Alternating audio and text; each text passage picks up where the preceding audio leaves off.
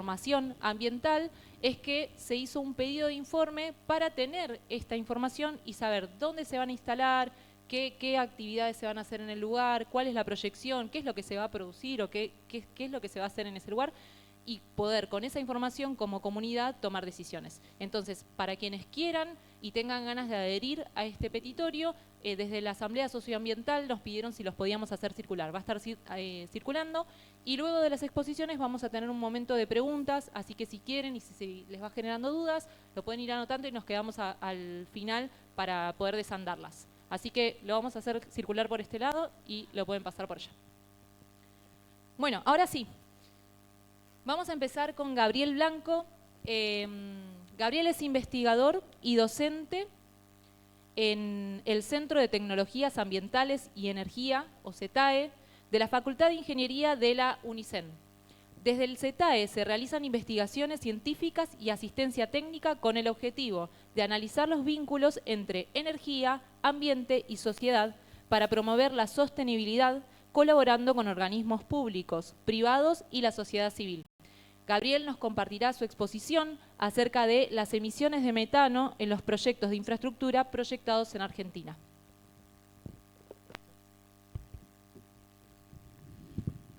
Bueno, gracias Evangelina, gracias a los organizadores, a todas las organizaciones que están organizando esto y gracias por estar acá a ustedes también. Un placer para mí llegar otra vez a Bahía, tengo oportunidad cada tanto de poder venir y nada, participar de eventos parecidos a este. Y tal cual decía, ¿no se escucha? Bueno, y tal cual decía Evangelina, bueno, me propusieron contar un poco los resultados de uno de los últimos trabajos que hicimos desde nuestro grupo. Estoy acompañado acá por dos miembros del grupo nuestro de trabajo allá en la universidad en Olavarría. Y es un trabajo sobre las implicancias simplemente en términos de emisiones de gases de efecto invernadero que tienen o tendrían de llevarse adelante estos proyectos para la exportación de petróleo y gas. Están planeados y están avanzando y que tienen su centro de operaciones, o la tendría por lo menos allá en Punta Colorada, en el Golfo San Matías. Así que contarles un poco eso y por ahí hacer algún comentario adicional, además de mostrarles los resultados de ese trabajo. Primero, recordarles que Argentina viene realizando sus inventarios de gases de efecto invernadero. Eso es contabilizando todas estas emisiones de gases de efecto invernadero. Lo hace periódicamente, por lo menos lo hizo hasta el comienzo de la actual administración nacional. No sabemos qué va a pasar en adelante. Y ahí se puede ver que las emisiones, obviamente, principales están en un par de sectores de Argentina, como era de esperar, ¿no? Que son la producción de energía, por un lado, y todo lo que tenga que ver con agricultura y lo que se llama cambios de uso del suelo, que tal vez sea un eufemismo para hablar de deforestación, o para no decir deforestación directamente.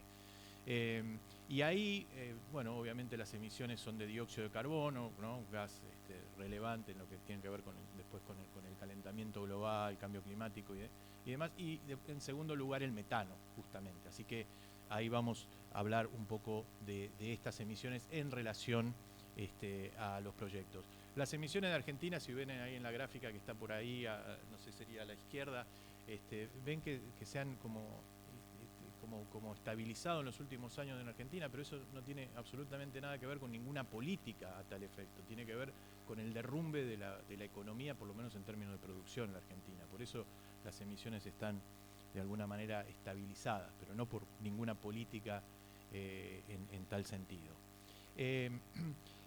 Si vemos lo que pasó con las emisiones de metano en particular, que bueno, interés de esta charla específicamente, lo que se muestra acá es, primero, las que aparecen, las barras esas que aparecen ahí a la izquierda, tienen que ver con las emisiones de metano de la ganadería, que son dominantes en el caso de Argentina. Después hay emisiones, obviamente, lo que tiene que ver con la gestión de los residuos, y la que nos interesa a nosotros, que son las últimas dos barras a la derecha, tienen que ver con las emisiones de metano en lo que es la producción, sobre todo de gas natural. que si bien son menores, como ven, se han duplicado en las últimas décadas, ¿no? En parte por este boom, digámoslo así, de vaca muerta, etcétera. Así que, si bien siguen siendo considerablemente inferiores a lo que el ganado vacuno genera, se duplicaron en poco tiempo, las vinculadas a la producción, como digo, de gas y petróleo. Si vamos ya concretamente a estos proyectos planeados o en vista, digamos, asociados a lo que va a ser la exportación de gas y petróleo, como decía, con punto de partida ahí en Punta Colorada.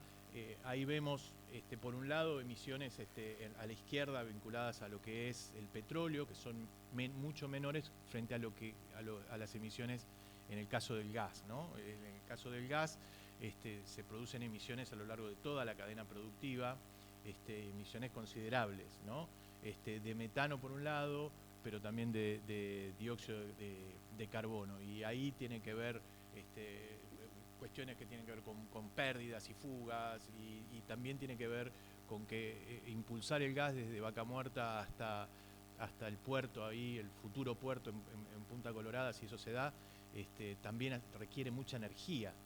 Y luego licuar el gas para poder exportarlo en esos barcos, ¿no? En los barcos metaneros que son conocidos por nosotros porque nosotros los venimos importando, pero bueno, ahora queremos dar vuelta a eso y empezar a exportar. Bueno, todo eso también requiere de energía y requiere y genera emisiones. Entonces, por eso ven barras de dos colores, unas que tienen que ver con las pérdidas y demás de metano, y las otras que tienen que ver con toda la energía que se necesita para impulsar ese gas desde el origen hasta ese destino y luego licuarlo. Así que veamos qué significa eso. Primero, si lo vemos en términos de dónde ocurre eso, bueno, a la izquierda, cuando hablamos de petróleo, ocurre en la producción, los propios pozos de petróleo, que ahí ocurren algunas pérdidas, y después un poco menos durante el transporte y a lo largo de la cadena de producción. Pero en el caso del gas, que aparece a la derecha, en el mapa de la derecha, ahí aparece fuertemente en lo que es la producción, los pozos propiamente dichos, muy fuerte también en todo lo que es el transporte, por lo que decía, por la necesidad de empujar ese gas, por decirlo de alguna manera, desde el origen hasta que llegue hasta el destino. Y finalmente, también muy fuerte las emisiones cuando se habla de licuar ese gas, que es un proceso que requiere de mucha energía, porque hay que comprimirlo, hay que licuarlo, hay que reducir su temperatura a 200 y pico de grados bajo cero, lo cual, imagínense ustedes la cantidad de energía que eso requiere. Si vemos la proyección de las emisiones en los próximos años, en caso de concretarse estos proyectos, bueno, hoy vemos el crecimiento separado, bueno, ahí no sé si lo van a llegar a ver, no importa, pero proyecto por proyecto, cuánto sería el aporte de cada uno de esos proyectos en sus distintas fases, además, y vemos al 2030, que llegamos a la barra que está a la derecha, y estamos hablando de un número que ahora vamos a ver, el número en sí no les va a decir nada, son 30 megatoneladas de gases de efecto invernadero. Así el número en frío no les dice nada, pero ahora lo vamos a vincular con lo que pasa en la Argentina y en el mundo con ese número. Bueno. No se estaba escuchando, repito todo. Okay. Bueno, lo cierto es que ahí vemos entonces las proyecciones y el número ese de 30 y pico megatoneladas. Simplemente recuérdenlo, porque ahora lo vamos a volver a abordar. Ahora, junto con estas emisiones de gases de efecto invernadero, sobre todo estamos hablando de metano y de dióxido de carbono, toda esta operatoria también genera otras emisiones muy complejas desde otro lugar, que es la salud y la salud humana. El gas y el petróleo no vienen solos, vienen acompañados de una cantidad de contaminantes del aire que tienen perjuicios en la salud directos. Yo no voy a entrar en esto, no soy médico, no pertenezco al sector de la salud, seguramente habrá gente por ahí en la sala que lo puede decir incluso mejor, pero ahí aparecen algunos compuestos, compuestos orgánicos, que no son el metano, son otros compuestos orgánicos, aromáticos le dicen algunos, el benceno, el tolueno, bueno, compuestos que son, como digo, altamente contaminantes y altamente perjudiciales para la salud de forma directa. ¿Qué representa esto si, además de las emisiones que se producen en toda la cadena productiva, contabilizamos las emisiones que se van a producir por este gas y petróleo en el lugar que finalmente se utilicen, en el país que finalmente compre ese gas y petróleo de la Argentina? Porque en definitiva, en el momento que eso se use, va a generar a su vez emisiones. Y acá lo vemos, esas emisiones también en una evolución al 2030, emisiones que repito, que se producirían por el uso de ese gas y ese petróleo, que será en donde sea. Al planeta no le importa donde ocurra. El planeta no le importa. Nosotros vamos a estar contribuyendo con nuestro gas y petróleo a esas emisiones, ocurran donde ocurran. Y ahí lo que ven a la derecha, esos dos círculos, esas son las emisiones globales de todo el mundo en el sector energético, y más chiquito a la derecha, las emisiones que representarían esa exportación. Y estamos hablando, y alguien puede pensar ahí, que el 0,5% es poco. El 0,5% es un montón, porque estamos hablando de que son las emisiones del sector energía de todo el mundo. Nosotros estamos exportando el equivalente, o exportaríamos, siempre hablando en potencial, con la esperanza de que no ocurra, exportaríamos el 0,5%. ¿Cómo nos pone eso? ¿Dónde nos ubica eso? Solo esas emisiones de lo exportado, esas se ubican en un lugar más o menos alrededor del 30, si quieren hacer un ranking, en la posición 30 en el mundo, contando todos los países del mundo. 30 países solamente generarían más emisiones que eso, pero hay 170 y pico países que generan menos, ¿no? Argentina, puertas adentro, emite lo mismo, emite otro tanto.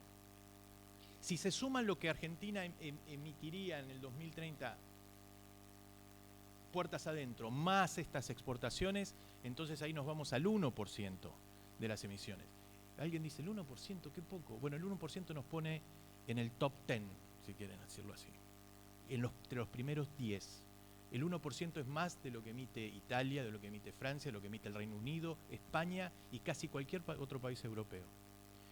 Así que de eso estamos hablando, por eso les decía, las magnitudes, los números no dicen nada, pero cuando uno empieza a ponerlo y ponerlo en relación a otros datos, empieza a ser mucho más impactante. Y yo quiero cerrar tal vez con dos cosas. Cuando estamos hablando de estas proyecciones y de estos, iba a decir planes, pero ni siquiera son planes, ¿no? Son negocios, estos futuros negocios de petróleo y gas que se vienen proyectando y todas estas iniciativas que se vienen proyectando para esto que estamos hablando, de las exportaciones y otras, de gas y petróleo.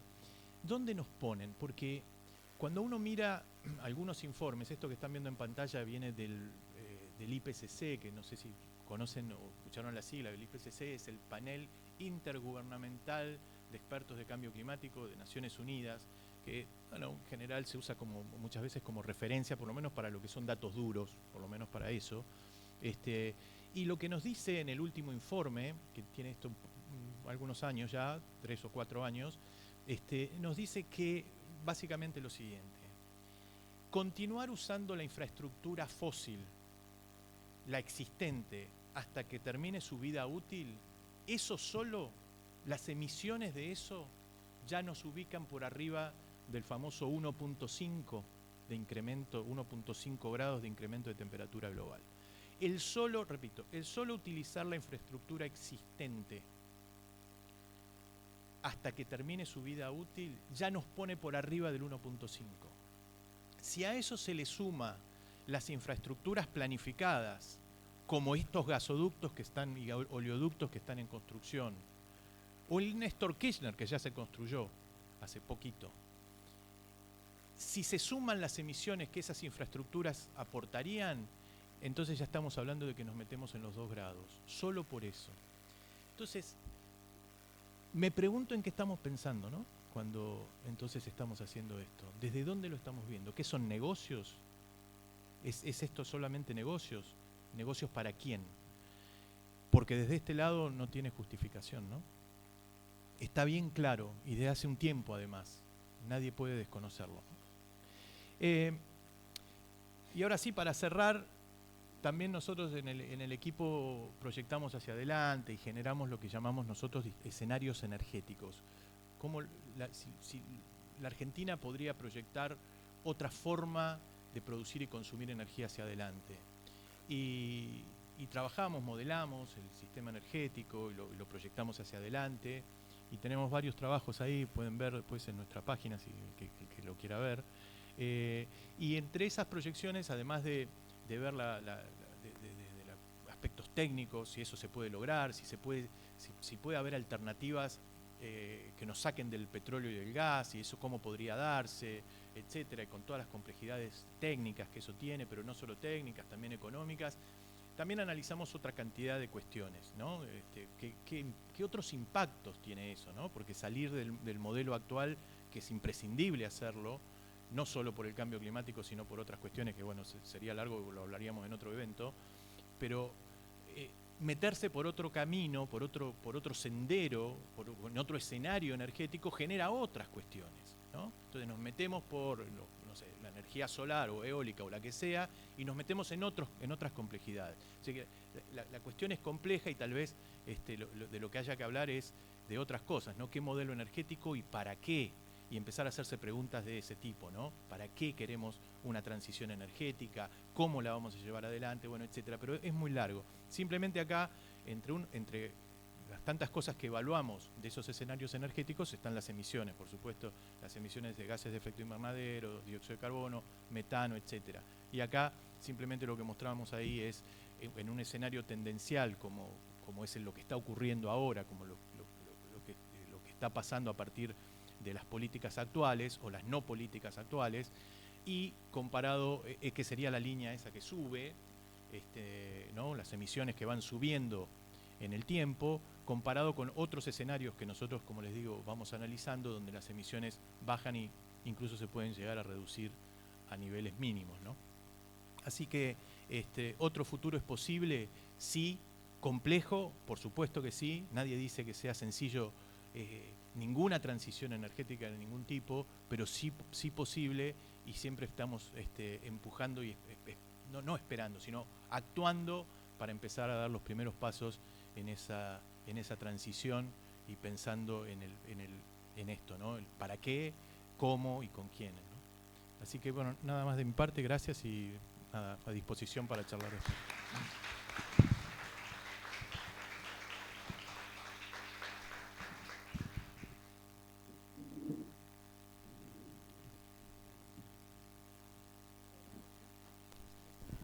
Hola, ahí está. Bueno, Gabriel, muchas gracias por la presentación y por toda la información. Bueno, mientras Giselle se acomoda, voy a aprovechar a presentarla. Giselle Muno de Iturbide es abogada ambiental, especializada en políticas y regulación de metano en los sectores de energía y residuos. Forma parte de la Fundación Ambiente y Recursos Naturales, una organización no gubernamental, apartidaria y sin fines de lucro, fundada en 1985, cuyo objetivo principal es promover el desarrollo sostenible a través de la política, el derecho y el fortalecimiento institucional de la sociedad. Giselle expondrá sobre el estado de la regulación del metano en el país y principalmente en la provincia de Buenos Aires. Bueno, ¿ahí se escucha bien?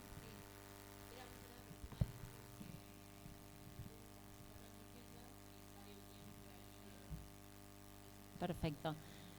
Bueno, muchas gracias por la presentación, a todos y todas ustedes por estar acá, a quienes nos están acompañando del otro lado en la transmisión, a la universidad por prestarnos el espacio.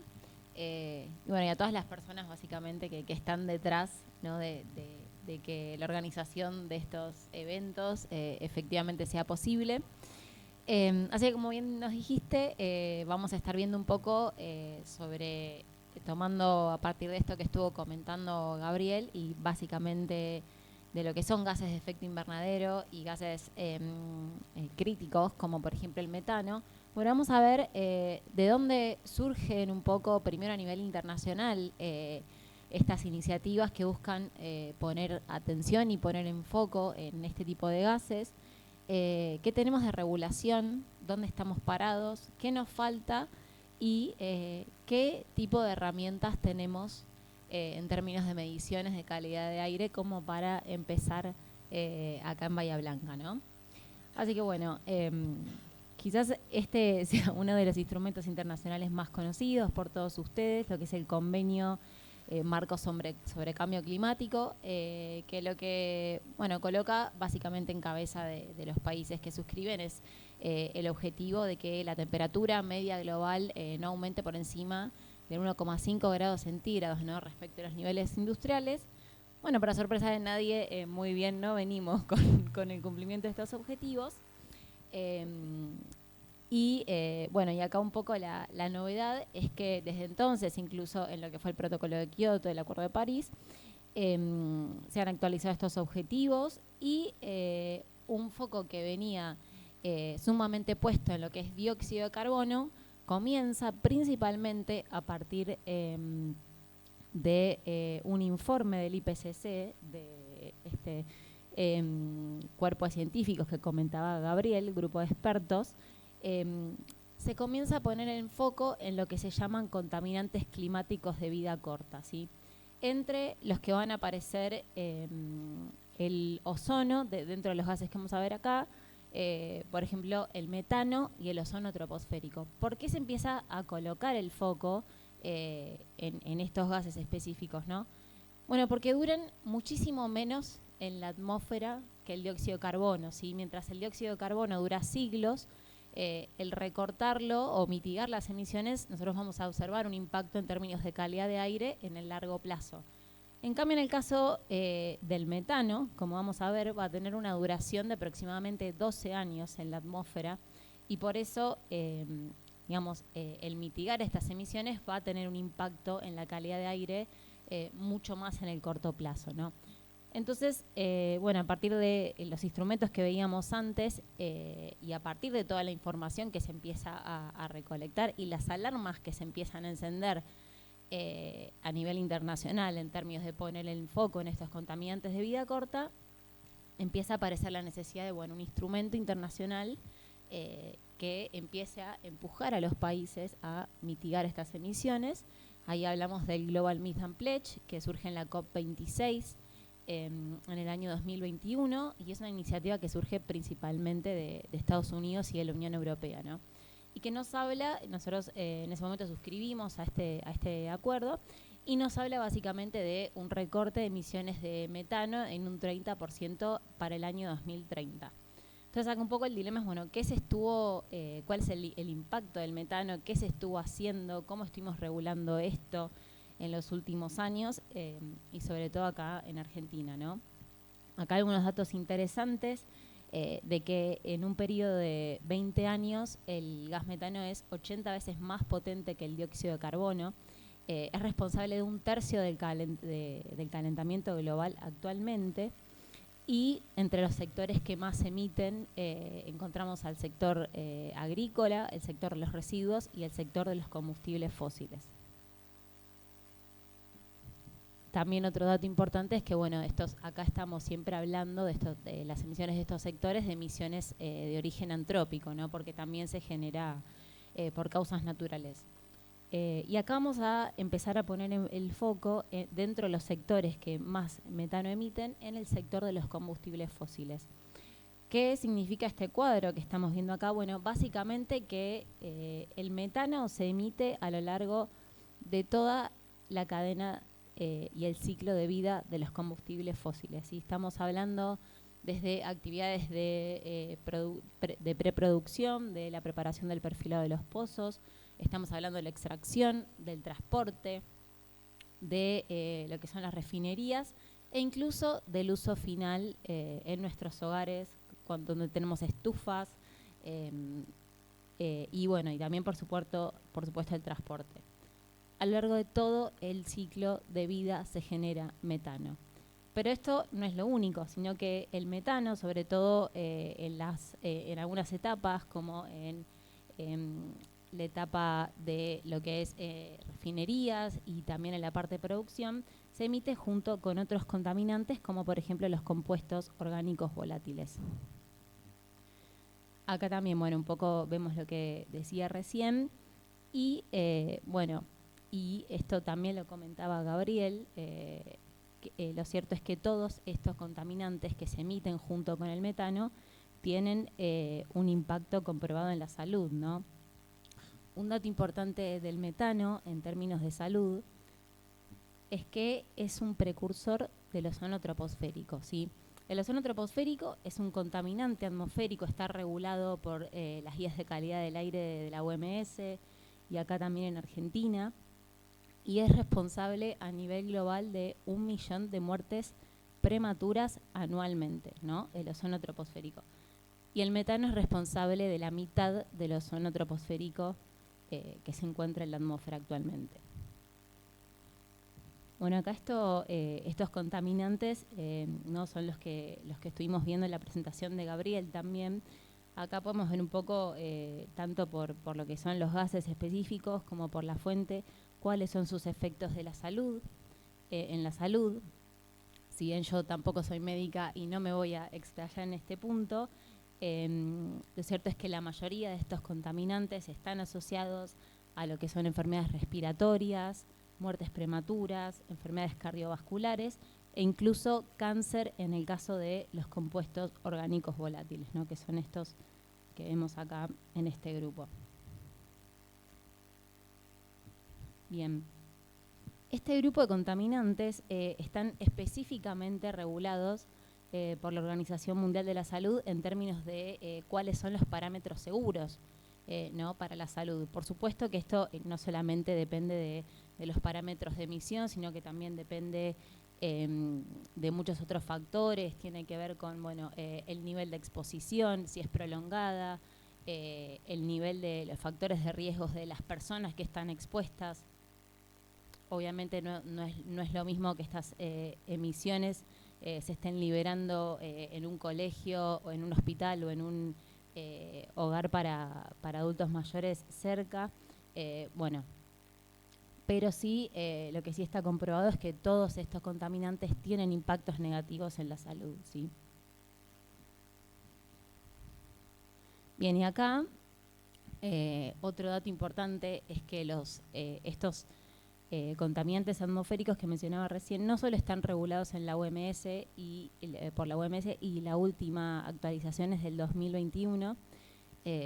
Un dato importante es que nos retiramos, además, formalmente de la OMS, un buen momento. Pero lo cierto es que también lo tenemos incorporado en nuestra regulación nacional de calidad de aire. Hay un temita con esa norma que es básicamente que data de los años 70, con lo cual hubo varias actualizaciones en lo que respecta a los parámetros bajo los cuales estos contaminantes se consideran seguros, ¿no? Quizás la ventaja en este sentido, en el caso de la provincia de Buenos Aires, es que hubo una actualización de lo que es la regulación de calidad de aire a partir de un decreto del año 2018, así que lo vamos a ver específicamente. Bueno, ¿y qué datos tenemos en Bahía Blanca específicamente sobre calidad de aire, ¿no? Nosotros desde FARN decidimos en el 2024 hacer distintos pedidos de información pública para saber, bueno, cómo se estaban midiendo a lo largo del país estos contaminantes. Dentro de esas respuestas, entre las cuales, bueno, no terminaba de quedar claro si el responsable, la autoridad responsable de esto era salud o ambiente. Lo cierto es que para la ley de calidad de aire son las autoridades sanitarias, pero ambiente es quien termina teniendo en cabeza, ¿no?, la medición de estas emisiones. Lo cierto es que dentro de ese listado, donde existen estaciones de monitoreo de calidad de aire, tenemos 2 en Bahía Blanca, ¿no?, que son los que ven ahí. Ustedes conocerán el mapa mucho mejor que yo. Pero bueno, lo cierto es que se toman muestras en un punto que es zona residencial y en otro punto que se considera como zona industrial. Por algún motivo no tenemos al polo petroquímico acá. Pero bueno, sería interesante que se puedan acceder justamente a las mediciones de calidad de aire en esos puntos críticos. Pero bueno, es importante que sepan que estas mediciones ya se están realizando. Esto está disponible en lo que es la página de Ambiente de Nación, creo que estaba. Aquí está el link, el CIEM se llama la página, Centro de Monitoreo Ambiental.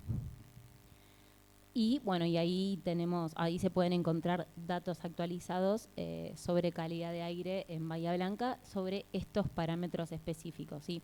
Recientemente se agregó otro punto en lo que es el aeródromo, pero solamente por el momento mide material particulado. Y bueno, por último, mi idea era comentarles un poco cómo están reguladas, ¿no? O qué regulación hay detrás de quizás estas industrias de las que hablamos, ¿no? Por ejemplo, las del polo petroquímico, que por supuesto emiten muchos de estos contaminantes que estuvimos viendo. Y es importante quizás acá aclarar que dentro de toda esta cadena de producción que comienza con la parte de lo que es el sector upstream, justamente la etapa de explotación, la diferencia con las refinerías que vamos a tener principalmente, y por estar acá en la provincia de Buenos Aires, es que van a entrar dentro del régimen de lo que es radicación industrial, ¿no? En ese sentido, bueno, van a tener un certificado de aptitud ambiental, van a tener la obligación de permisos ambientales varios, entre los cuales se encuentra la famosa LEA, que es la licencia de emisiones gaseosas a la atmósfera, ¿sí? Las refinerías son industrias consideradas de tercera categoría, básicamente por su nivel de complejidad ambiental, ¿sí? ¿Cómo se calcula el nivel de complejidad ambiental? Bueno, a partir de varios factores que tienen que ver con los efluentes líquidos, los residuos peligrosos que generan, la potencia instalada. Pero bueno, lo cierto es que estas licencias se renuevan cada 4 años, ¿sí? Y quienes entran dentro de este régimen tienen la obligación de realizar emisiones de calidad de aire. ¿Cuál es o de dónde viene un poco acá la dificultad y hacia dónde deberíamos apuntar? Bueno, por supuesto, a tener disponible esta información para saber cómo es la calidad del aire que estamos respirando, ¿no? Así que con eso, por el momento, en la parte regulatoria.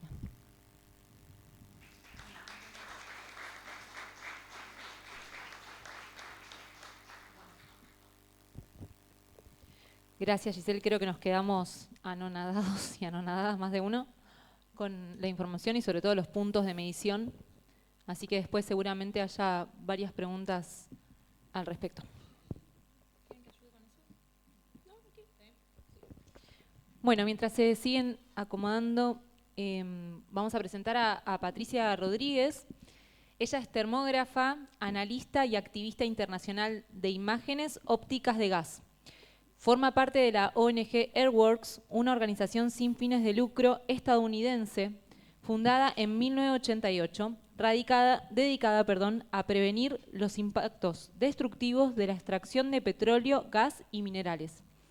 A través de su trabajo, la organización acompaña y fortalece a las comunidades en la protección de su salud, sus territorios y el aire frente a las consecuencias de las industrias extractivas. Patricia expondrá sobre su trabajo respecto a cómo se visualiza el metano, imágenes y tecnología al servicio de la evidencia. Muchas gracias, Patricia.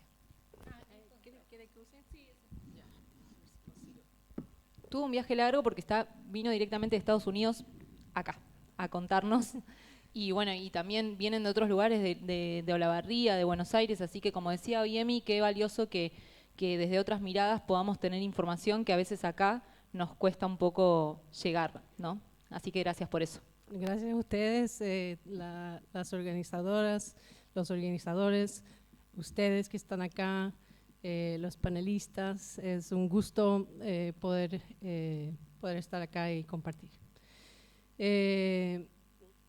Bueno, yo un poco sobre la organización que trabajo, que se llama Earthworks, es una organización ambientalista en Estados Unidos que trabaja en varias áreas. Uno es energía, otro es minería, y yo trabajo en el equipo de energía con lo que se llama el trabajo de campo, ¿no?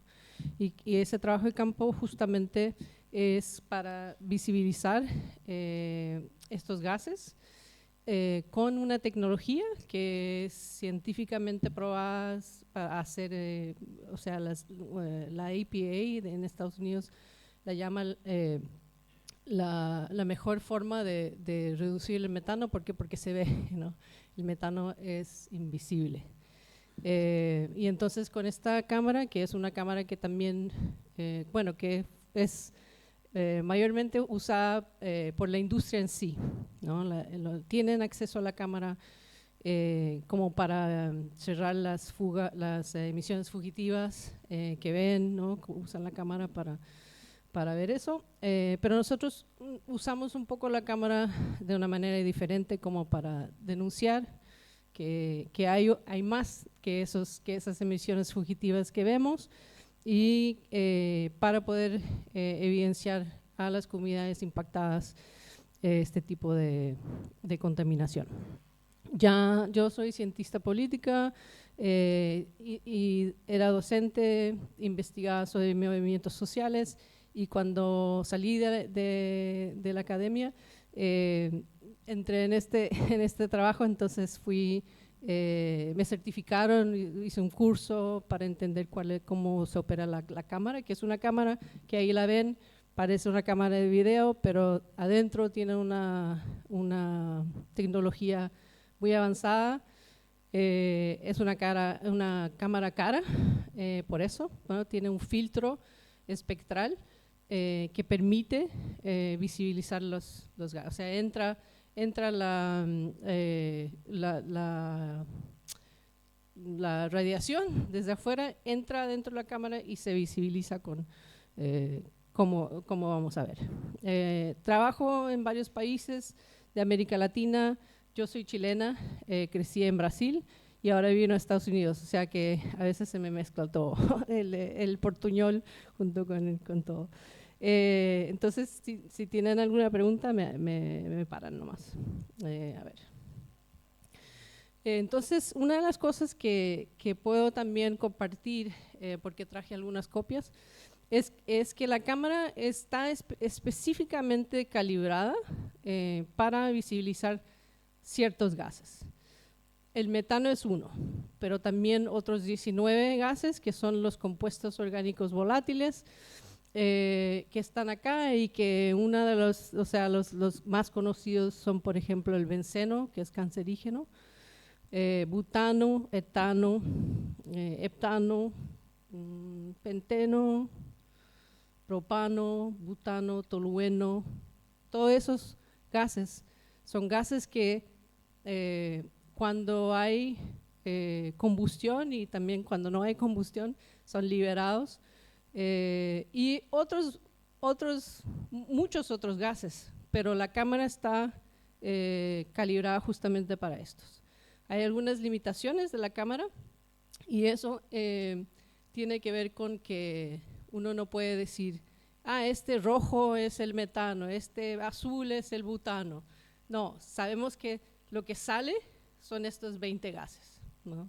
Los 19 compuestos orgánicos volátiles más el metano, y sabemos también que hidrocarburos, de 70 o 90% de los hidrocarburos son metano, ¿no? Entonces, por eso podemos decir con alguna certeza que ahí estamos viendo metano, junto con otros que son nocivos, súper nocivos a la salud, como ya han dicho los panelistas. Y la otra limitación también, que yo creo que de cierta manera no es una limitación, es que no es que no podemos, sino que no usamos la cámara para cuantificar. ¿Ya? ¿Por qué? Porque esos datos, eso depende de datos de la industria y del Estado. Entonces, no hay cómo confiar que esos son verdaderos.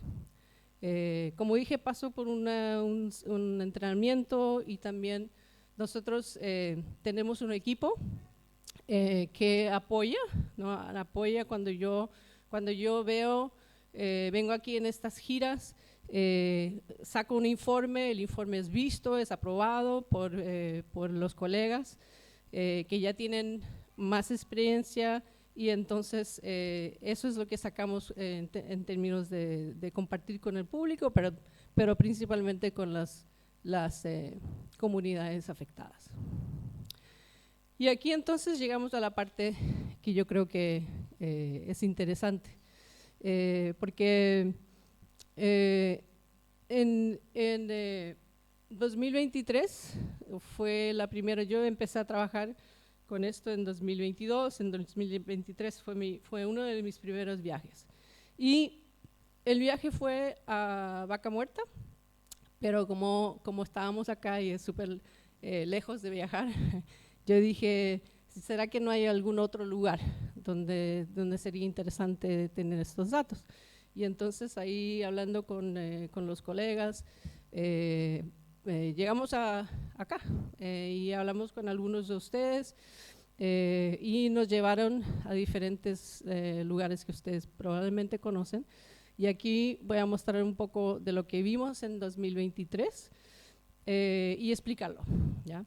Entonces, uno de ellos, bueno, primero me voy a volver y decir que hay una diferencia entre las emisiones fugitivas, que son aquellas que son accidentales, que uno puede cerrar una válvula o no sé cómo se llama, el cap, arriba se puede cerrar para que ya no haga más esas liberaciones. Hay los venteos, que no son accidentales, son parte de la industria y es lo que es, ¿no? Pero que también yo creo que hay un gran esfuerzo para que se regule, ¿no? Y que se sepa y que haya información al público sobre cuánto, por qué se está venteando. Y en este caso de la refinería, lo que yo vi fueron bastantes combustiones, ¿no? Porque la quema del gas supuestamente convierte el metano en dióxido de carbono. Y como dijo Giselle, el dióxido de carbono es problemático, pero es menos dañino como un gas de efecto invernadero, porque queda en la atmósfera mucho más tiempo que el metano, ¿no?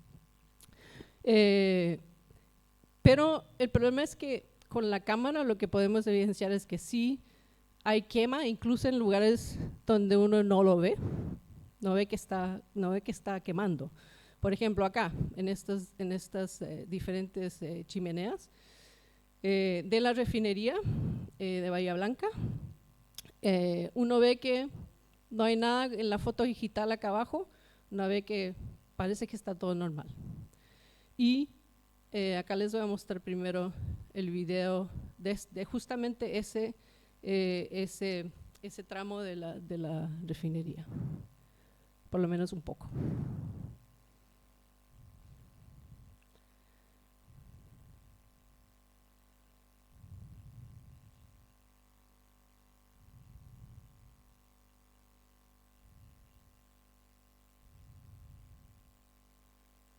Y el problema es justamente esto. No es tanto la quema, sino que estos gases que suben, estas plumas de hidrocarburo que suben al aire y se van y quedan, ¿no? Y no solamente es una chimenea, sino que son varias, ¿no? Y lo que les iba a decir, justamente lo voy a parar, lo voy a parar acá, porque esta imagen, que es la cámara también tiene una capacidad de mostrar foto, en vez de solo video, una foto, con la diferencia de temperatura al ladito. ¿no? Entonces está aquí en el morado, es justamente lo que se puede analizar, y también lo que se ve acá, en este y en la de antes. A ver si consigo, déjame volver.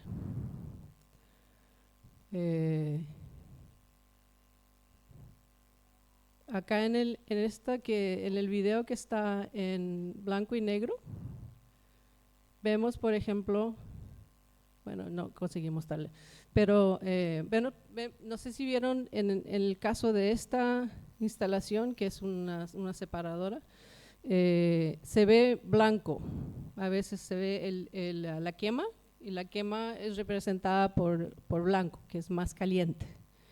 Y lo menos caliente es lo azul y lo morado. Entonces, lo que aquí estamos viendo es que no hay quema, ¿no? En esto, no hay quema, y que sigue después del azulito, luego llega al morado, que implica menos quema, incluso acá también. Esto, aquí no hay quema. ¿Y qué quiere decir eso? Que se está liberando así nomás, ¿no? Así, y mucho, ¿no? Entonces no sabemos la cantidad, pero sí sabemos que eso es súper nocivo al calentamiento local y global, pero también a la salud. A ver, voy a mostrar otro, que son las emisiones en las teas, los mecheros, que uno no piensa, por ejemplo, que y esta foto fue tomada un poco ya cuando llegaba la noche, entonces está un poco oscura, pero uno no veía nada de estas teas que están acá. Son unas teas que en inglés se llaman enclosed flare, que son encapsuladas, mecheros encapsulados, que supuestamente son la mejor tecnología, la más limpia, y que tienen la llama abajo, ¿ya? Entonces uno no ve que es un mechero. Y pues ahí estaba también quemando, que también, quiero decir, no es algo tan problemático, o sea, hasta acá todo está bien, ¿no? Porque, o sea, no está bien, pero no está tan mal. Pero si ustedes ven, cuando yo subo con la cámara, ven que ya la quema no es quema y que todo eso es metano y compuestos orgánicos volátiles súper nocivos a la salud, incluso el benceno.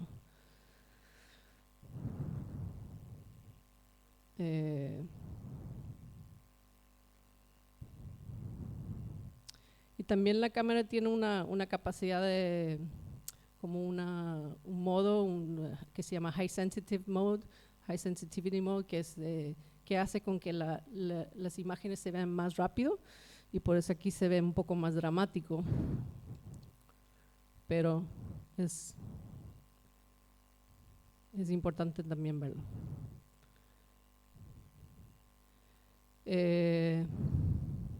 Y acá ven cómo está luego, después de la llama, ya está azul, o sea, todo eso que está subiendo es con baja temperatura. Aquí también agregué el ejemplo de la compañía Mega, que yo creo que está en el polo petroquímico, y que era difícil, o sea, yo estoy afuera de la compañía, desde la calle, entonces estaba difícil ver adentro, ¿no? Yo sé que es una empresa muy grande, pero que le apunté al mechero que está acá, y esto fue lo que vimos, igual similar a lo que ya vieron antes, se ve la contaminación.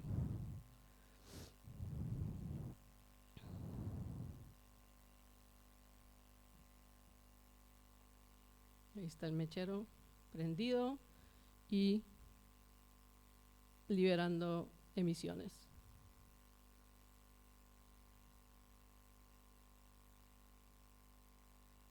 Y yo entiendo que es una empresa que va o ya expandió bastante y que va a recibir mucho más petróleo gas, creo, de Vaca Muerta, y que esto será, no sé, doble, triple de lo que ya es.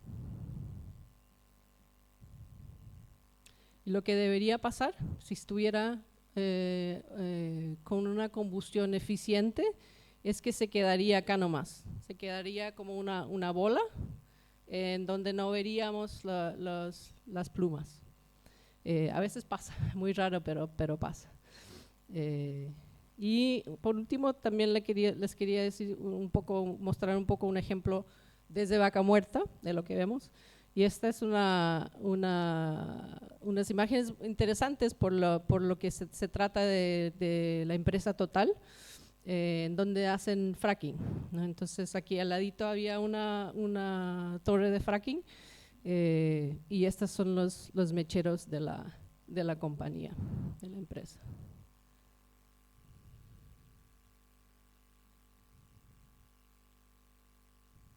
O sea, son muchas, es mucha contaminación.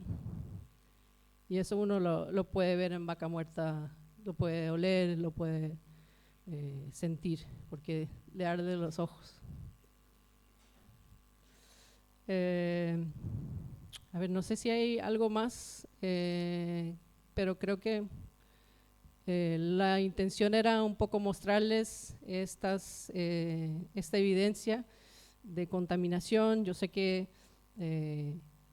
puede ser que haya reglas y que esto esté bien, de acuerdo con las reglas, pero sí indica que hay mucha contaminación y que debería ser tratada de mejor manera para poder tenerlo en control, ¿no? Hay varios impactos ambientales y a la salud, que ya hablamos un poco. También tengo esta lista de los contaminantes, más allá de los que la cámara puede ver, y les puedo pasar, pero está en inglés, perdón. Entonces, la contaminación, uno de los problemas grandes es la falta de acceso a agua potable, de tierras, que hay mucho despojo, falta de alimentos, y los más impactados son las poblaciones campesinas, indígenas, mujeres, niñas y niños que son impactados al respirar todo esto, ¿no? Entonces es un problema súper grande. Y bueno, eso, no sé si tienen preguntas, si tienen inquietudes. Muchas gracias.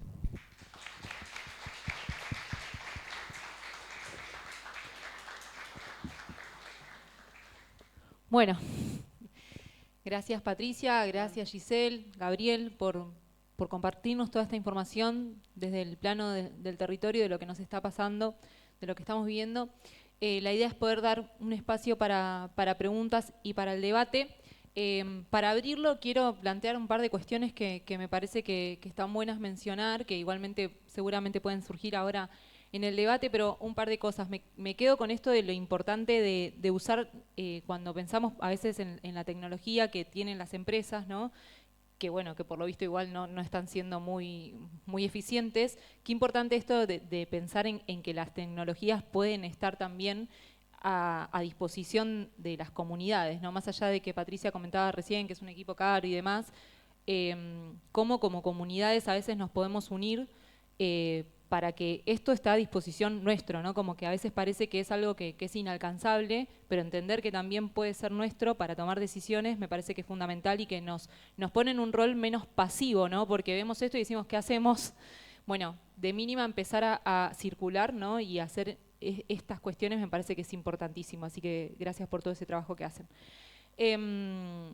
Y otra cosa que quería mencionar es que en la audiencia pública de la termoeléctrica que se instaló en General Daniel Serri, en las afueras, que fue hace varios años, creo que fue en el 2013, 2013, hubo una audiencia pública, que es una instancia que tenemos no vinculante dentro de nuestra ley que tiene que ver con la instalación de estas empresas. Y me acuerdo que la mayoría estaba en contra, ¿no? de esta instalación, igualmente al no ser vinculante se instaló. Pero aparte me queda muy grabado que un vecino planteó a favor de la instalación que pedía y decía, necesitamos un hospital. Y me parece algo como que hasta me emociona, o sea, me angustia de pensar, estamos esperando a que venga una termoeléctrica para ponernos un hospital y ahora estamos viendo que en realidad es todo lo contrario. Entonces nada, me parece que es algo como re fuerte. A veces esto, al poder verlo, nos genera un montón de cuestiones. Así que gracias por traerlo a la agenda y por el grupo también por hacer este contacto. Ahora sí, si les parece, dejamos abierto el micrófono para quienes quieran hacer la pregunta. Creo que también podemos hablar sin el micrófono si alguien quiere, vemos si nos escuchamos. O por el YouTube, perdón. Entonces, si les parece, hacemos circular la voz.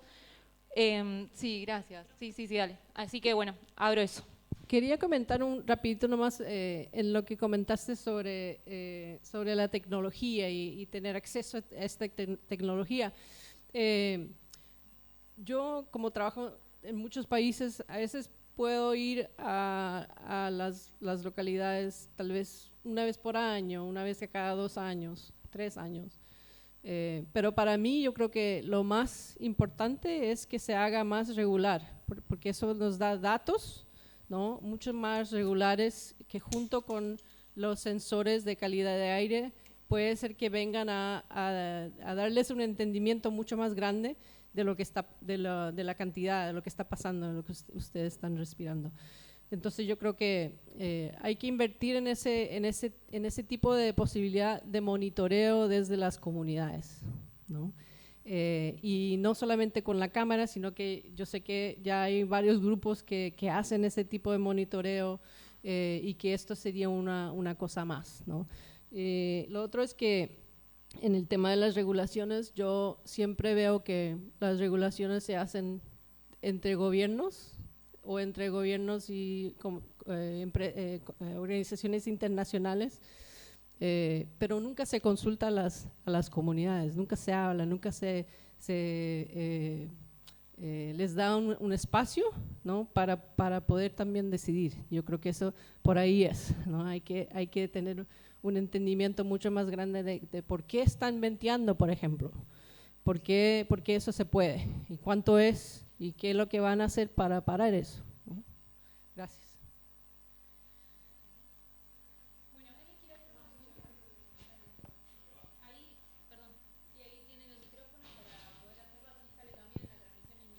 Perfecto. Agradezco, realmente me enteré tomando un café saliendo de un instituto médico femenino. Bueno, sí, que les agradezco, me enteré hoy a la tarde, después de salir de un instituto de medicina femenina, me fui a tomar un cafecito y esperaba a un amigo, compañero que conoce y trabajó ahí en White. No sé si se escucha, todos. Sí. 4 décadas hace de esto que está diciendo Patricia, el señor, la señorita de puro ver a rayas, vos. Todos somos conscientes de que esto, acá no hay nadie del municipio, creo yo, ni nadie de medio ambiente. Oh, sí, no hay nadie de medio ambiente.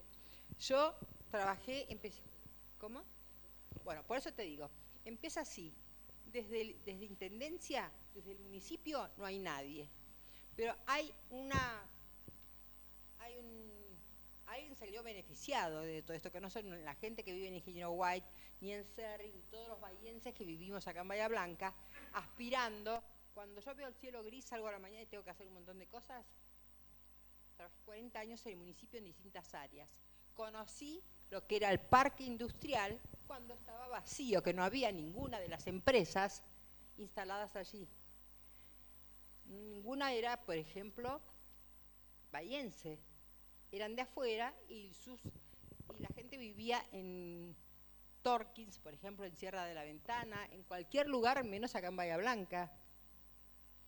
Yo trabajaba en instituciones desde 45 días hasta 18, hasta adolescente, que me paré frente al MAC, cuando venía haciendo zigzag para llegar hasta acá.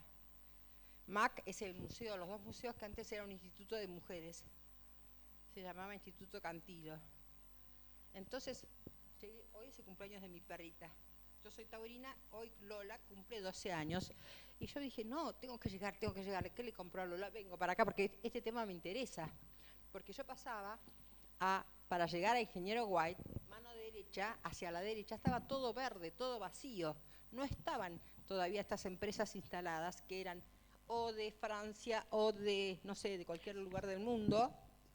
Y hasta que eran con acuerdos entre intendentes, gobernadores y presidentes en esas 4 décadas, sabemos, más o menos, habrá mucha gente menor que yo, pero más o menos sabemos que eso no se hace, que una empresa te entra algún dinerillo en el bolsillo o demás.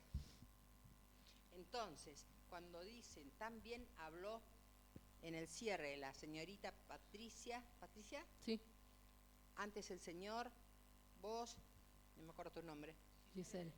Giselle, y vos, Patricia, de Chile. Conozco un montón de países de afuera, conozco Argentina, pero esto es un asco porque yo me acuerdo que venía de La Pampa, mi hijo iba a la escuela de la Universidad del Sur, y veníamos en el auto y Matías decía, mamá, ¿qué es ese que parece un fósforo gigante? Veníamos en la ruta. Y yo digo, ¿qué fósforo? ¿Qué ves, Matías? Veo así como una llama alta. Digo, no, eso no es un fósforo. Están quemando, están largando. Claro. Y también sé, porque trabajaba en instituciones de niños, que los chicos de White, de Villa Rosas y demás, todos tenían, imagínate que los que estábamos más alejados, menos parecía el riesgo. Pero los chicos, los adolescentes, las familias, tenían todos problemas pulmonares. Bueno, entonces me pregunto, todos estamos acá interesados y después salimos de acá y con ganas porque yo me doy cuenta, todos nos damos cuenta cuando hay venteo. Esto es interesantísimo, pero ¿alguien invitó? Yo me enteré de casualidad, pero quiero decir, ¿alguien invitó? ¿Existe la Secretaría de Medio Ambiente acá en el municipio? Ahora pregunto, ¿existe? ¿Subsecretaría? ¿Y a quién responde, por ejemplo? ¿A dónde dan? ¿Qué cosas sería? Hay metano, hablaste de dióxido de carbono, de un montón de cosas que están funcionando. Hasta el 2030 y de ahí en más. Yo creo que esto, si no hay un control de aquí para arriba, muchísimas gracias por dejarme utilizar el teléfono, el micrófono, pero realmente uno se va como diciendo, bueno, mira, lo que yo veía, y en esa época empezó hasta un rector de una universidad, la Universidad del Sur, Pedro González Prieto, fue rector de la Universidad del Sur y también estuvo en medio ambiente del municipio. Y después más, pero bueno, evidentemente esta cosa sigue. Les agradezco muchísimo, un aplauso para ustedes. Se va. Muchísimas gracias. Mi nombre es Celeste Pérez. Conozco a todos los intendentes de acá de la actual para atrás. Y no era mi trabajo, era solamente aquí, sino que a nivel provincial y nacional. Quiere decir que todos trabajo el mismo con chispas. Gracias por compartir. Y esto parece importante, que por ahí si la información o quien sea que tuviera que tener la información no vino, también de última podemos desde acá acercar, ¿no?, estos informes como se planteó con el petitorio que está dando vuelta y hacer pedidos de informe o acercar la información y bueno, y que haya un espacio de escucha que con pedirlo no cuesta nada, ni hablar que tenemos otras herramientas, la banca 25 y demás, así que yo creo que de acá van a surgir varias inquietudes después de esto. ¿Alguien más quiere hacer alguna pregunta o comentar algo?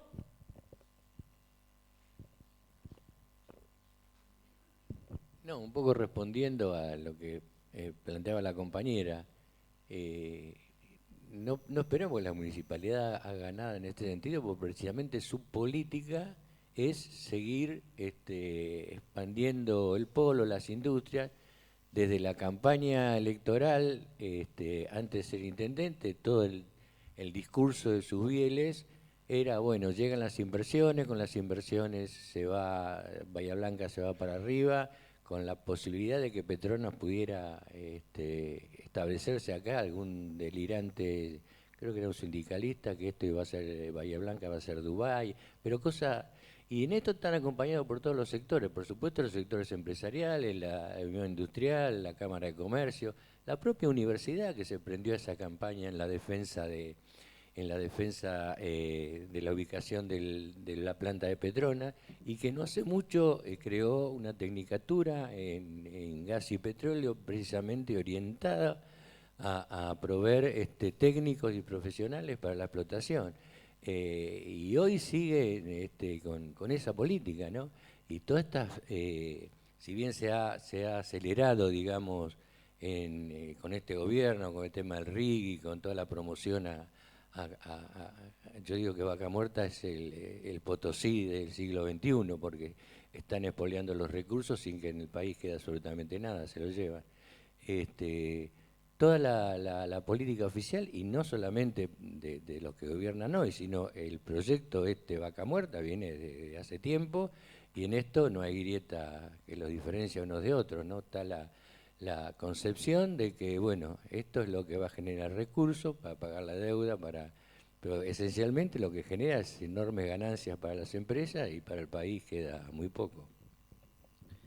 Una de las cosas interesantes que me hace pensar estas preguntas es el caso en México de Dos Bocas, de la refinería Dos Bocas, en que hay una campaña ahora en que ha salido en muchos de los diarios, como El País y otros, sobre la campaña de las mamás y papás de estudiantes de una escuela primaria que queda al lado de la refinería, y que querían que la cerrara, pero no se puede, pero entonces la relocación de la escuela, ¿ya?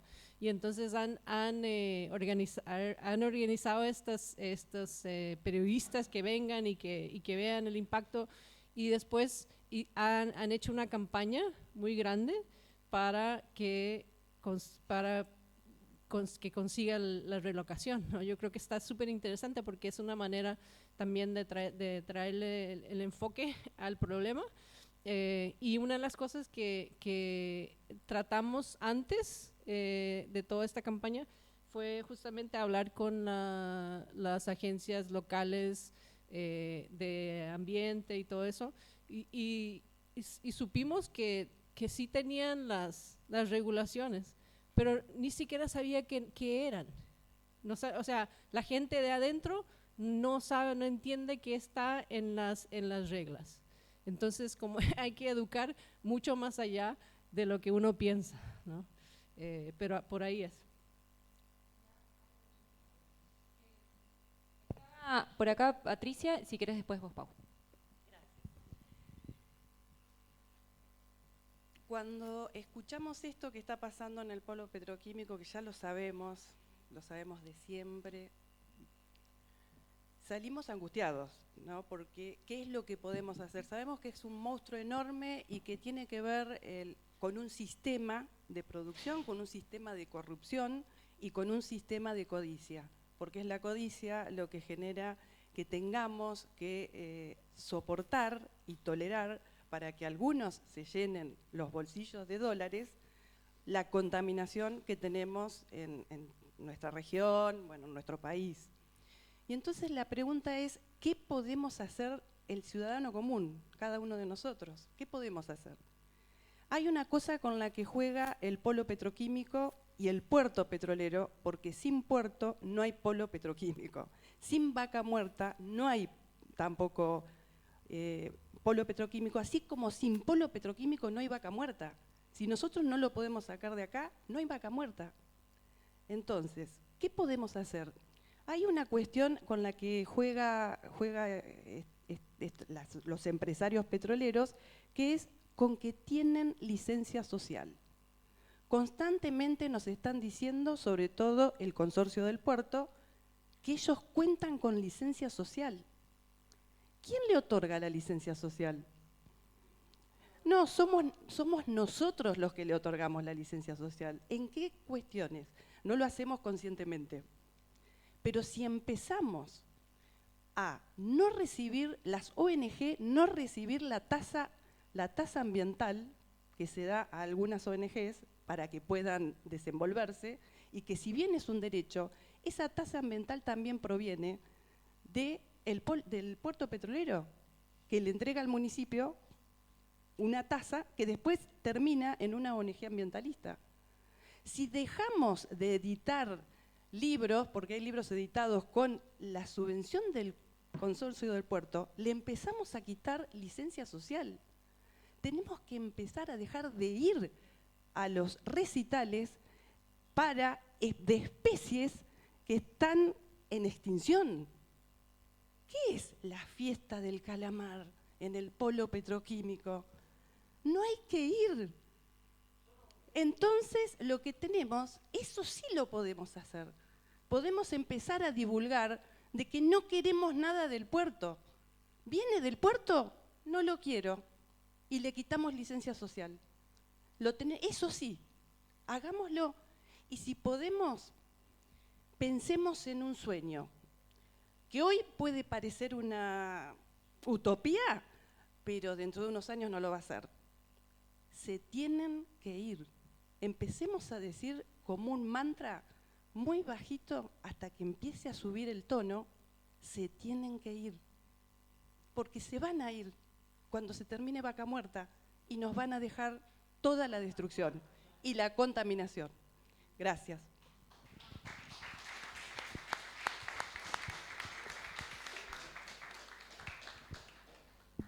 Hola, bueno, yo no tengo tantas certezas, así que les voy a preguntar. Vos mencionabas recién que la imagen del metano mide, o sea, da cuenta de su magnitud. Tal vez mi primer pregunta es si hay o conoces algún ejemplo donde eso se esté datificando. O sea, si se pueden conseguir esos números, ¿no? Como para poder construir, estos consensos, ¿no? Y también, generar esos argumentos también más concretos. En principio, preguntarte eso. Además, si hay alguna experiencia, o vos dentro de tu recorrido, haya alguna experiencia donde haya tenido algún impacto las imágenes o haya generado algún proceso de organización de esas comunidades, más allá del ejemplo de México. Quiero decir, ¿hay algún ejemplo en donde estas imágenes hayan tenido tal impacto que hayan reducido, obligado a esos gobiernos a reducir esas emisiones? Y sumar otra pregunta respecto a la primera presentación. Vos mencionaste algunas alternativas, ¿no? Tal vez preguntar cuáles son esos acuerdos, porque entiendo que también hay gobiernos que conocen de esas alternativas. Bueno, ¿por dónde pasa que no se profundicen, digamos, que no se estén analizando?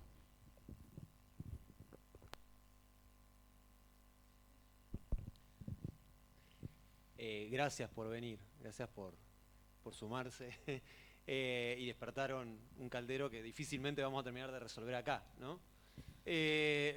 Lo primero que quiero señalar es que en este gracias por venir se darán cuenta que destapan un primer problema, que es la ausencia de información completa, fidedigna y a tiempo. Entonces esta debería ser una primera demanda que tendría que salir de acá, ¿no? Necesitamos saber, por empezar. Pero pedí la palabra justamente porque me engancho con lo último de Paula, y en realidad va un poquitito más para Gabriel y para Giselle. Gabriel, un poquito en la línea de Paula, vos, yo ya sé que tenés escenarios alternativos, y me parece interesante porque una trampa en la que siempre cae este debate tiene que ver con, perfecto, sabemos que esto contamina, sabemos que es terrible, pero ¿y si no qué?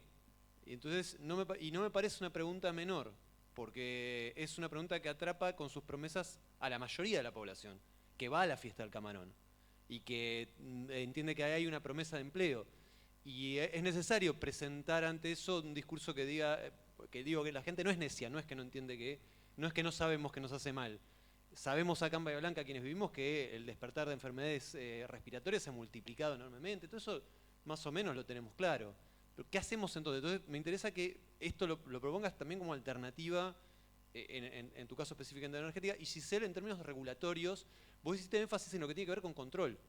Pero si no, yo sé que están en Farnen elaborando, y quisiera que comentes un poquitito de alternativas que van más allá de la mera regulación de control, que es un poco lo que presentó Patricia también, que está buenísimo, pero bueno, ¿qué más? ¿Le podemos cobrar más tasas? ¿Le podemos redirigir eso para otro lado? ¿Qué se puede hacer por eso? Me parece que está bueno para mejorar nuestros argumentos. Gracias. Gracias por las preguntas y los comentarios. Sobre lo de tener más una idea de cuánto es, ¿no? Como yo dije, no, la cámara no cuantifica, pero sí estamos empezando a trabajar con organizaciones que hacen imágenes satelitales y que ahí sí se cuantifica, ¿no? Y se puede no solamente ver las plumas de una manera diferente, parecida, pero desde arriba, pero también cuantificar, ¿no? No es en todos los casos que es posible, pero yo creo que, y también hay pocos, o sea, en este momento son imágenes que son más de super eventos, ¿no? Y entonces es un poco limitado, ¿no? Pero yo creo que por ahí es pedir la información real para poder entender por qué, si hay las regulaciones, por qué todavía están venteando, por qué tienen excepciones a esas regulaciones y qué hacer, ¿no?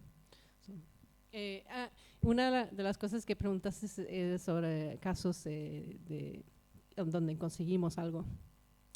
El caso de Colombia está interesante, ¿no? Porque en Colombia, como saben, es muy difícil movilizarse porque hay mucha violencia, ¿no?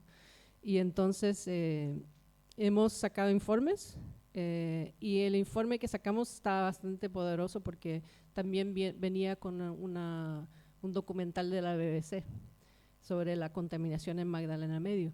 Y con eso tratamos de empujar, ¿no? Desde afuera, desde las organizaciones internacionales, a ver qué hacen el gobierno. Y la verdad es que no tuvimos mucha suerte, pero yo creo que con el tiempo, después de ya haber salido el informe, las organizaciones empezaron a ver que podían meterse a presionar, ¿no? Y entonces creo que por ahí es de que no es solamente desde afuera, pero hay que movilizarse desde adentro con fuerza y específicamente, ¿no? Preguntando ese tipo de cosas, porque ahora ya hay un entendimiento mayor del problema, ¿no? Por ahí. Gracias.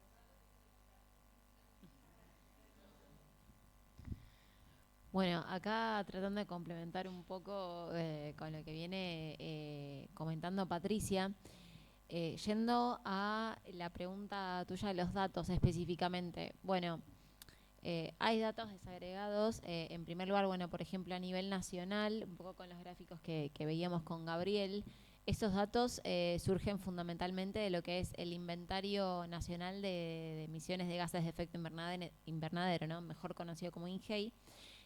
Los últimos datos actualizados que hay llegan hasta el 2022. No tenemos datos todavía conglomerados desde ahí a la fecha.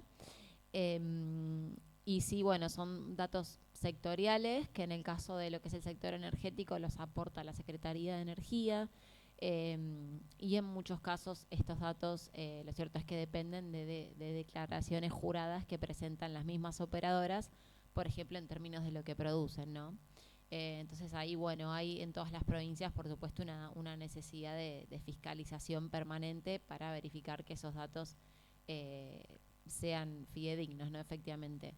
Esa es una fuente. Después depende mucho, digamos, de la localidad y de cómo se está regulando. Acá, por ejemplo, un poco lo que veíamos en la regulación es que yo esta diferencia que hacía es que en el caso de las refinerías y sobre todo en provincia de Buenos Aires acá, bueno, ingresan bajo la órbita de lo que es el régimen de erradicación industrial, entonces tienen que presentar estas refinerías y estas empresas químicas incluso, ¿no? También monitoreos permanentes de sus emisiones gaseosas en el marco de lo que es su licencia de emisiones gaseosas a la atmósfera, ¿no? Pero bueno, estos datos, lo cierto es que los tiene la autoridad, y un poco esto también que veíamos es que en términos de calidad de aire es importante que la ciudadanía pueda, y por supuesto, ni hablar de las poblaciones afectadas, que puedan acceder a estos datos, y por eso es importante bueno, el conocer, bueno, cuáles son nuestros derechos, ¿no? Y lo cierto es que la calidad de aire está regulada tanto a nivel nacional como provincial, pero no estamos pudiendo acceder a todos los datos a los que sí deberíamos poder acceder. Entonces acá quizás ingreso como con otro instrumento, ya más para el lado de lo que es el acceso a la información pública. Nosotros no solamente tenemos regulación nacional, sino que también adherimos a lo que es el acuerdo de Escazú, que es un acuerdo regional específicamente sobre la participación ciudadana en procesos ambientales y el acceso a esta información.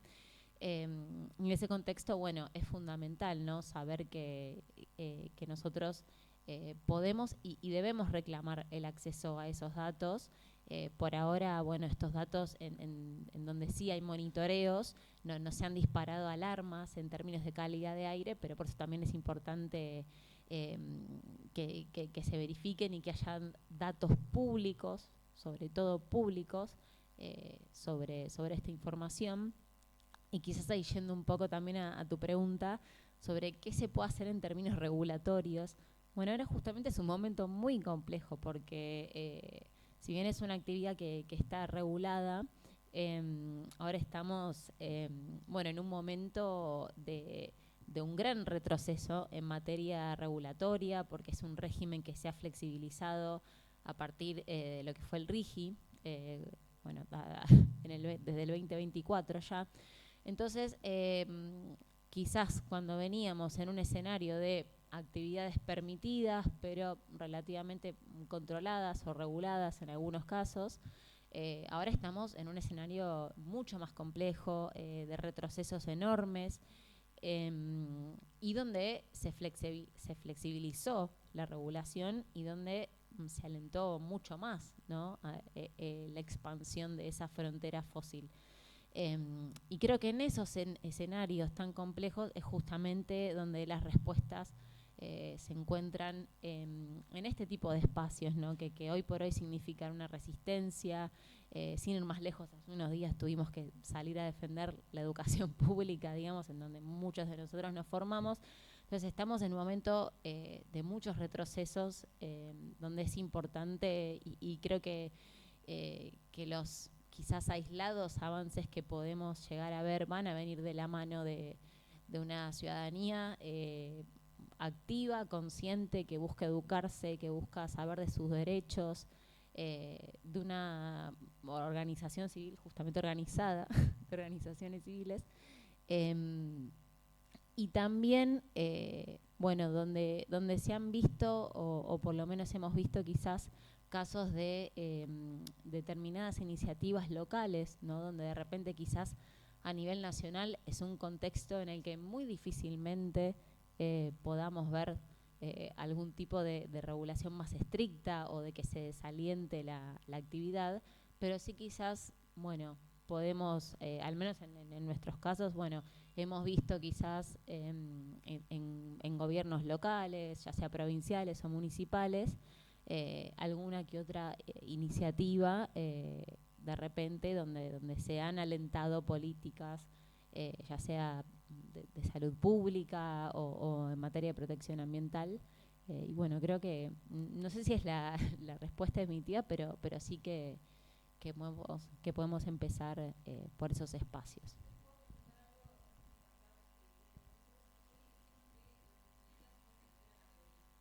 Sí.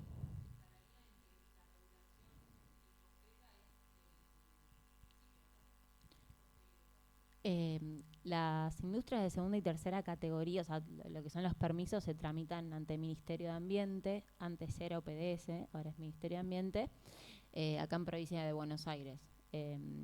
Pero sí, y se entiende de tercera categoría porque tienen alto impacto ambiental. Y tiene que ver con este nivel de complejidad que comentaba, que lo que se estima es un cálculo que se hace para saber que son de tercera categoría. Acá en Buenos Aires hay primera, segunda, tercera, que tiene...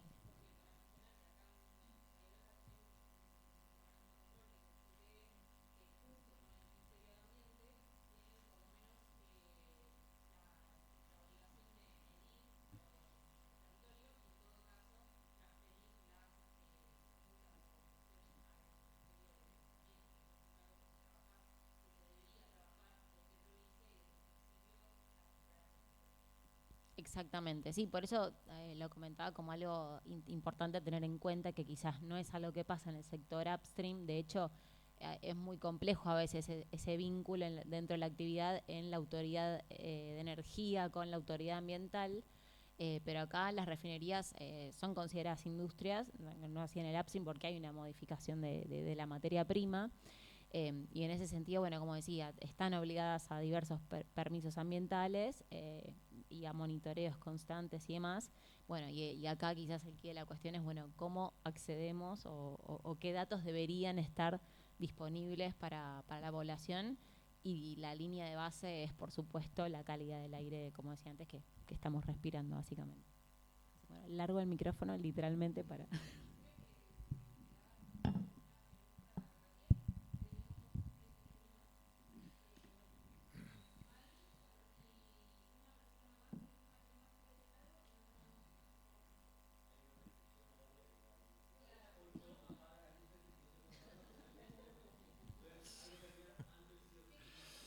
Bueno.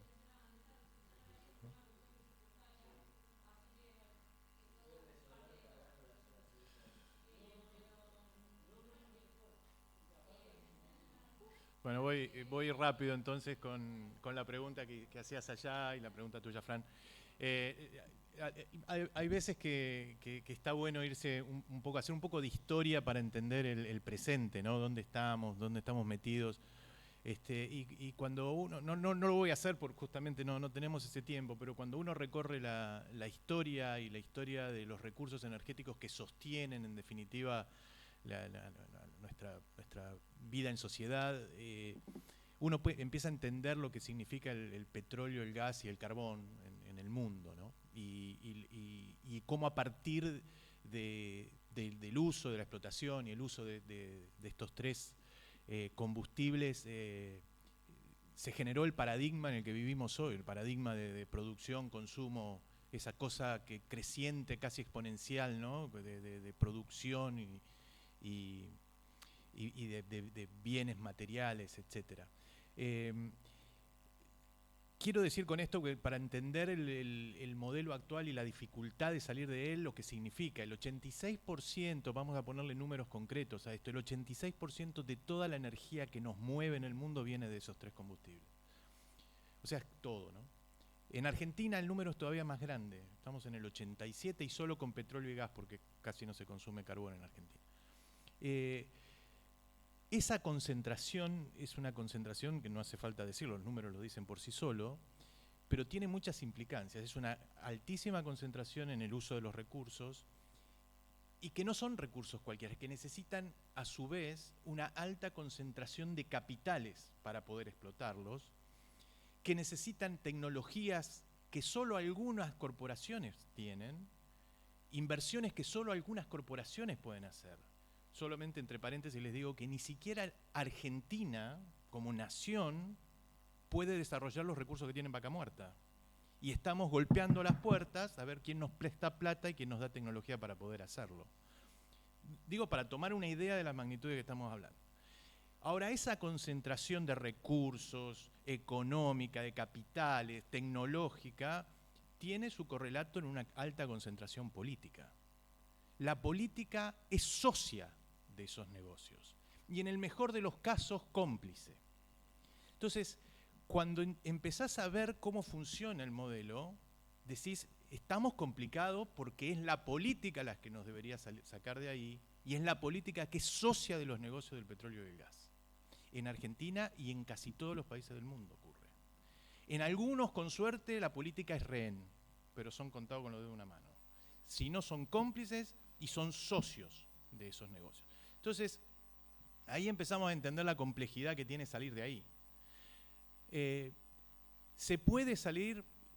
Sí, se puede, pero hay la barrera es esa. La barrera es algún día encontrar a alguien que lidere esa transformación, o alguien es, en realidad, y que ese alguien es, ojalá seamos nosotros, digo, que empiecen a liderar esa transformación. Y esa transformación hacia otro modelo energético tiene que empezar a pensar, lo mencionaba antes, pero tiene que empezar a pensar el para qué. Porque en cuanto empezás a analizar cualquier transición, cualquier sendero que vayas, bueno, no, voy por acá, el camino de las renovables, ponele el nombre que quieras, no, otro el hidrógeno y el otro van por lo que quieras. Te empezás a encontrar con que es imposible. Con los niveles de producción y consumo de bienes y servicios, es imposible cualquier transición. Porque donde saliste del petróleo y el gas, suponete que aparece alguien o alguienes, ojalá, en algún momento que decida salirse de ahí, se empieza a encontrar con otros problemas. Porque te empezás a meter con los paneles solares, te empezás a encontrar con problemas de los minerales críticos, con el uso de la tierra, con el uso del agua.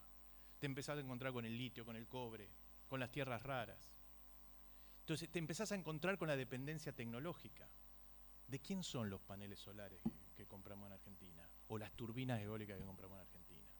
Entonces, empezás a meterte en otros territorios y decís, salgo de uno y me meto en otro, diferente, pero me meto en otro. Entonces, cuando empezás a ver eso y los números te empiezan a mostrar, decís, esto es imposible, acá tiene que haber otro cambio mucho más profundo. Por eso el para qué. ¿Para qué quiero poner una turbina eólica acá en Corte? ¿Para qué lo quiero hacer? ¿Voy a querer esa turbina eólica para suministrar energía al shopping center de Alto Palermo? ¿Para eso voy a querer la turbina eólica? ¿O voy a querer la turbina eólica para producir esta computadora que el señor Asus decide que esta computadora dure 2 años y que en 2 años tenga que comprarte otra? Con esta idea de la obsolescencia programada. Y que el celular te dure, ¿cuánto? 1 año y medio, hasta que se te agotó la batería. Y ellos saben en el momento que lo hacen que eso va a ser así. Entonces, ¿para qué la turbina eólica? ¿Para qué el panel solar? Entonces, primero es la barrera que todavía ni cerca estamos de poder, bueno, no sé, ojalá que estemos cerca, no parecería ser el caso, por lo menos en la Argentina, de encontrar la decisión política de salir, dejar de ser socio de los negocios del petróleo y del gas, dejar de ser socios y empezar a transitar otros caminos, pero esos otros caminos tienen que estar acompañados con un repensar el para qué. Repensar el modelo productivo, ¿para qué es esto? ¿No? Estamos produciendo ¿qué? Agroquímicos acá en Cerri, producimos agroquímicos. ¿Para qué? ¿Para la soja? ¿Para quién? ¿Para que coman los chanchos en China? Y nosotros nos quedamos con el glifosato en el territorio. Entonces, de nuevo, ¿para qué? Entonces, yendo más ahora a tu pregunta, ¿hay alternativas? Sí, claro que hay. Son posibles, hay 2 palabras que son claves en esto para pensar la transición energética. Una es empezar por una diversificación de los recursos, de las tecnologías, de empezar a trabajar en otras escalas humanas, escalas donde muchos más actores de la sociedad puedan participar. En una central nuclear, ninguno de los que estamos acá podemos hacer nada, la miramos de afuera. Cuando empezás a bajar de escalas, yo digo, sí, yo puedo hacer algo con el calefón solar, o puedo hacer algo con la producción de biogás, como comunidad, podemos empezar a pensar en tener un rol ahí. Hoy no existe. Las centrales hidroeléctricas del río Santa Cruz que están construyendo ahora, ninguno de los que acá tenemos la mínima posibilidad de decir nada. Lo único que hacemos hoy por hoy con el modelo energético es pagar la factura de luz y de gas a fin de mes y putear un poco cuando, ¿no? Y no sabemos ni a quién puteamos. ni a quién. Ahora, claro, ¿cómo salimos de ahí? Porque esa concentración en materia política es muy difícil de desmantelar, ¿no? Que viene el ministro X y te dice que vos vas a pagar tanto de luz, vos vas a pagar tanto de gas y te lo voy a dar cuando yo quiero y te la voy a sacar cuando yo quiero. Eso es muy difícil de desmantelar. Así que diversificación, escalas humanas, descentralización planificada, si se quiere, porque la anarquía también genera desigualdad, pero hay posibilidades, pero el camino es arduo. Lo más arduo es salir de donde estamos ahora y bueno, después empezar a transitar otros. Nada, se nos va a hacer las 8, pero podríamos seguir hablando un montón. Y las posibilidades están. Nosotros trabajamos... Bueno, gracias. Gracias, Gabriel. Tenemos la última nada más porque ya estaba en lo que habíamos planteado, como para terminar con esta charla. Hola, sí, me llamó la atención cuando diste el dato, Gisela, que no había acceso a la información sobre la calidad del aire acá en Bahía, porque ahí tengo entendido y me acabo de fijar en internet que está disponible online todo el tiempo, a tiempo real. Hay 3 estaciones de calidad de aire y una de ellas está situada en la localidad urbana que está pegada al polo petroquímico, que es la localidad de Ingeniero White, que es esa que nombraste como San Martín y Mascarelo. Esto está en Ingeniero White.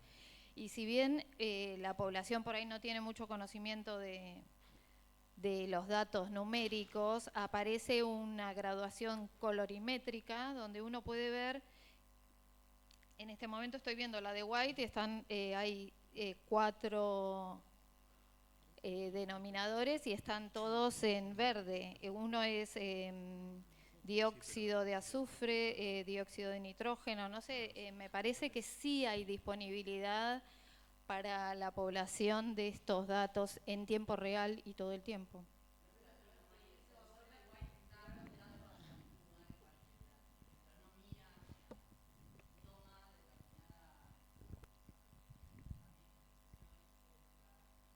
Perdón. Gracias. A mí no me terminó de quedar muy clara la pregunta porque fue lo que yo mencioné justamente, que había 3 estaciones de monitoreo. Que fue lo que yo mencioné justamente, que había 3 estaciones de monitoreo de calidad de aire y que lo ideal sería que hubiese más. Las que cuenta ella.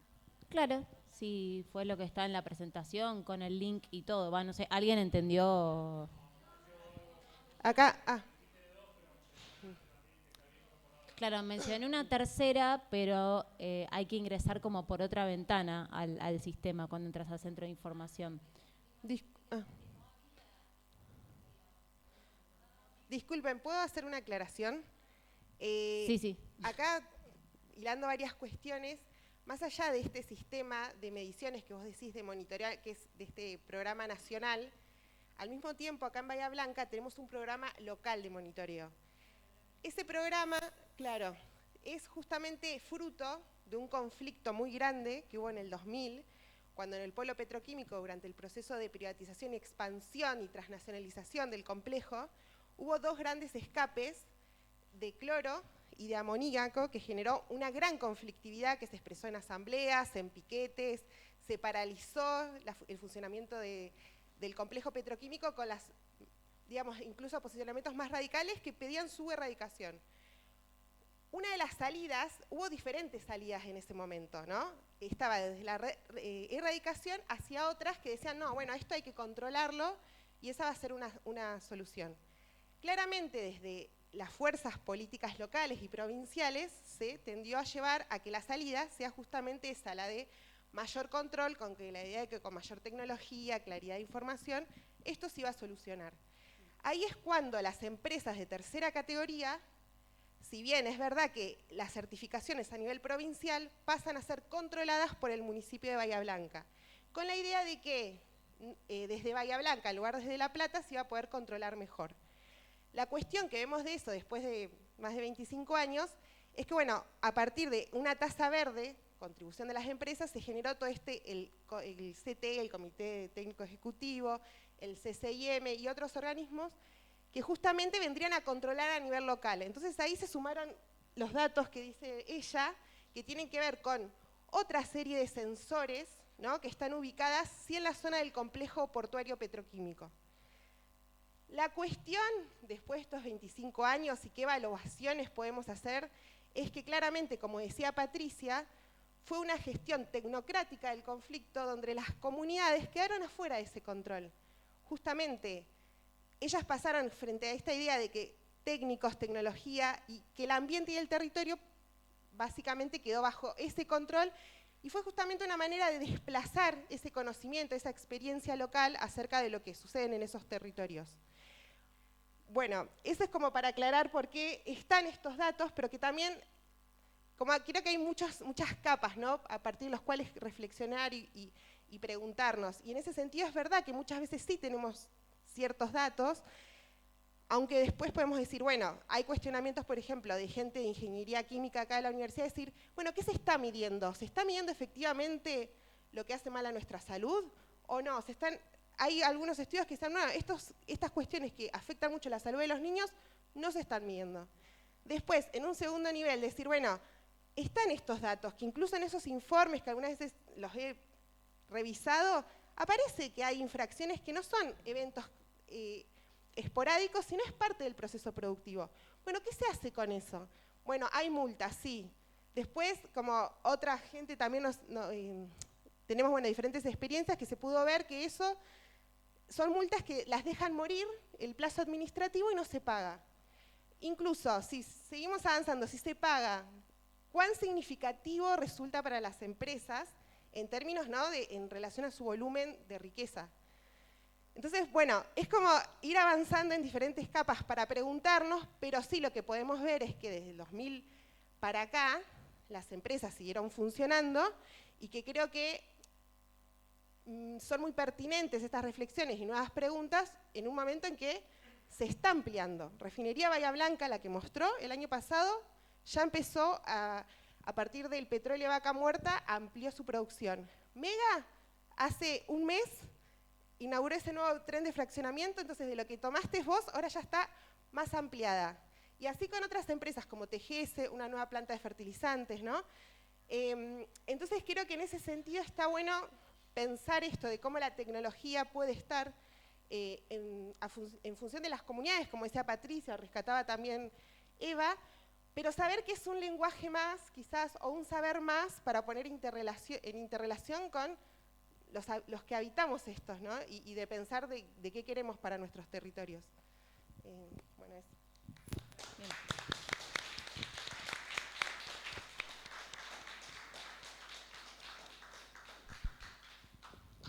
Bueno, si les parece, damos por finalizada esta actividad. No sé si por ahí quedó pensando también eso, si los informes estos están a disposición, si pueden googlear tal vez las diferentes organizaciones que yo les mencioné y los pueden buscar, y seguramente debe haber canales de comunicación para seguir en contacto para quienes tengan dudas, ¿no?, o preguntas, así que eso también como para tenerlo en cuenta. Así que bueno, muchas gracias a todas las personas que asistieron y bueno. Gracias.